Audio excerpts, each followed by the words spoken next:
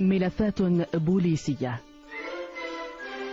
قصص من ملفات الشرطة المغربية، كتبها الأستاذ عبد اللطيف بوحموش، صاغها للإذاعة ويقدمها عبد الصادق بن عيسى.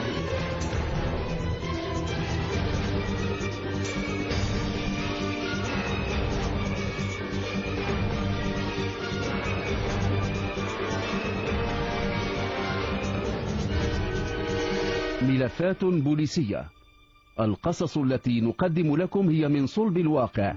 تعمدنا تغيير أسماء الأشخاص وأحيانا الأماكن، وإذا ما وقع تشابه أو تطابق في الأسماء أو الوقائع فإنه من باب الصدفة ليس إلا. ملفات بوليسية.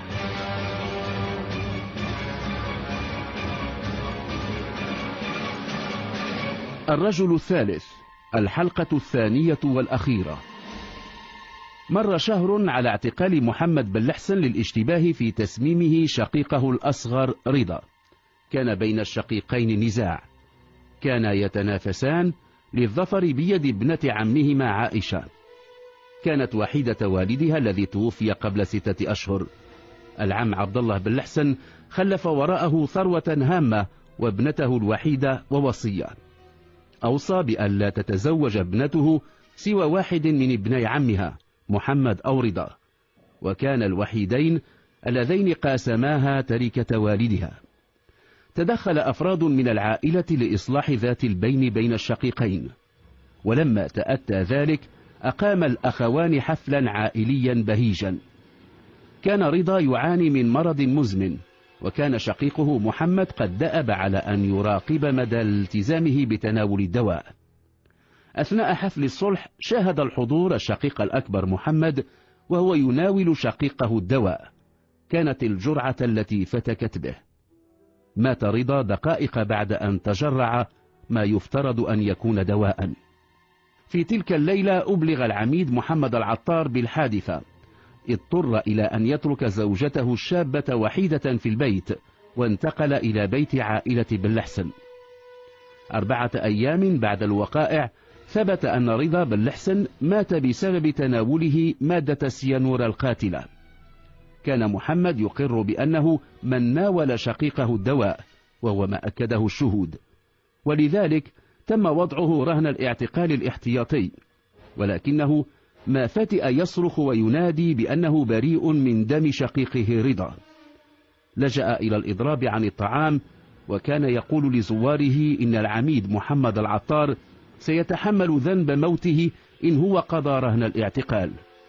تناهى ذلك إلى أسماع العميد، وعادت قضية رضا بن لحسن لتشغل باله وتقض مضجعه. راجع أوراق الملف، لم يبدو له ما يبعد الشبهة عن محمد شقيق رضا. لاحظت زوجته انشغاله، سألته ولم تكن تعودت على التدخل في شؤون عمله. كانت القطرة التي أفاضت كأسه. علمت منه تفاصيل قضية الأخوين محمد ورضا بن لحسن. بادرته بالسؤال عن موقف بنت العم. كان السؤال الذي نبهه إلى أن أيا من المحققين لم يسائل عائشة. في الصباح أبلغ قاضي التحقيق المكلف بملف محمد بن لحسن بما أغفله التحقيق. أوكل القاضي إلى العميد مهمة الاستماع إلى عائشة باعتبارها شاهدة. لما سئلت عمن ترجح أن يكون وراء مقتل رضا ابن عمها وأحد المرشحين للزواج منها، لم تقدم جوابا شافيا. بدا للعميد أن الفتاة لم تضيف جديدا إلى الملف. ولما قامت تهم بمغادرة المكتب، دفعه فضوله إلى سؤالها عما تنوي القيام به في شأن زواجها الآن وقد مات رضا واعتقل محمد الذي ربما قضى بقية عمره في السجن بتهمة قتل شقيقه. قالت: هناك ابن عم ثالث كان تقدم لخطبتها وهو ابن عم لوالدها، اسمه العائلي يختلف عن اسمها. اسمه عبد الرحمن الحسني، يعمل في مختبر شركة المعادن.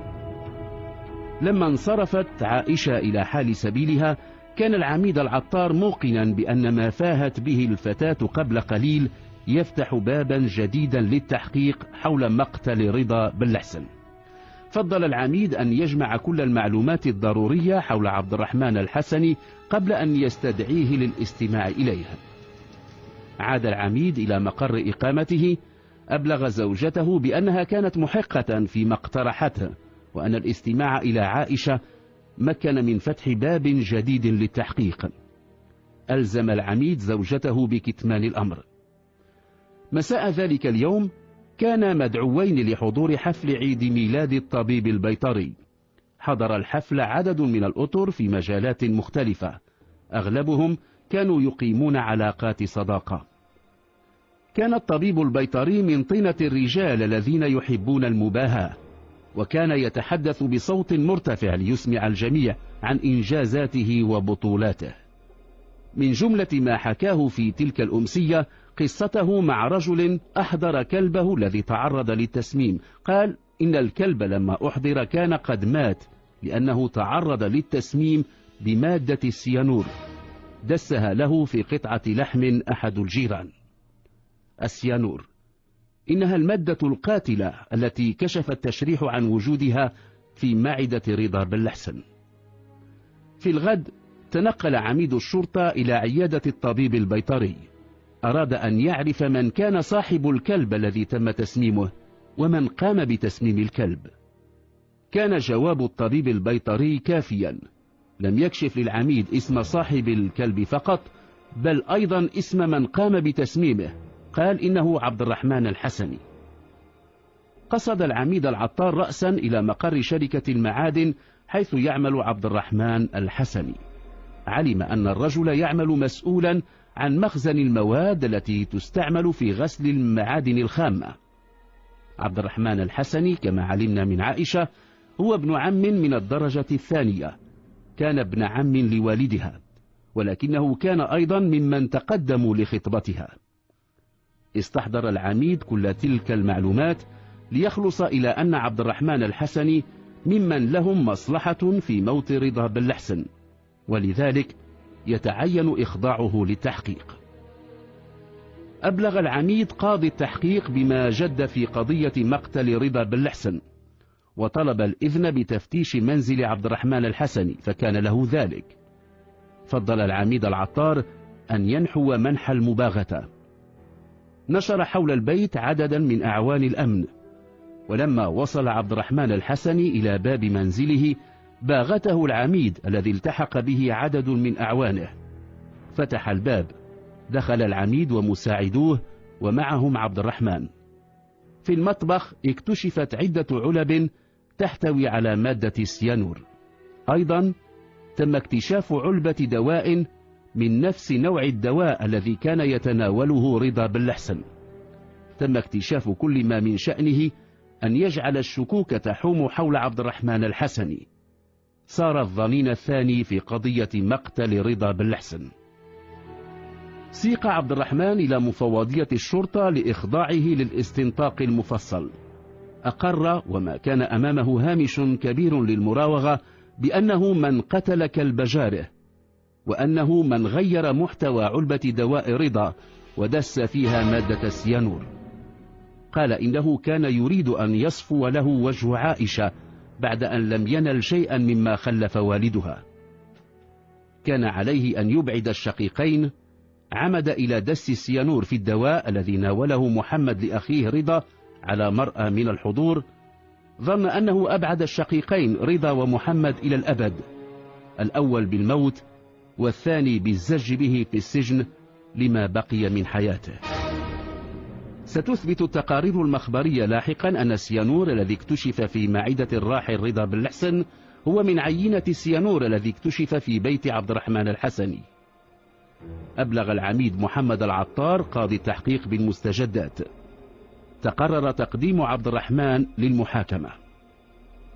بادر العميد إلى زيارة محمد بلحسن في السجن، وكان يواصل الإضراب عن الطعام. دنا منه العميد، أشاح عنه محمد بوجهه، أسر إليه: لم تكن مهمتي أن أودعك السجن فحسب، ولكن أيضا أن أبحث وأتوصل إلى ما قد يثبت براءتك، وقد ثبتت براءته. التفت إليه محمد وهو لا يكاد يصدق.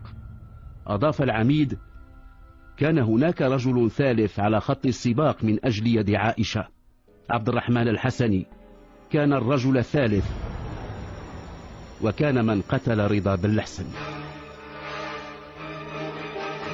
ملفات بوليسية.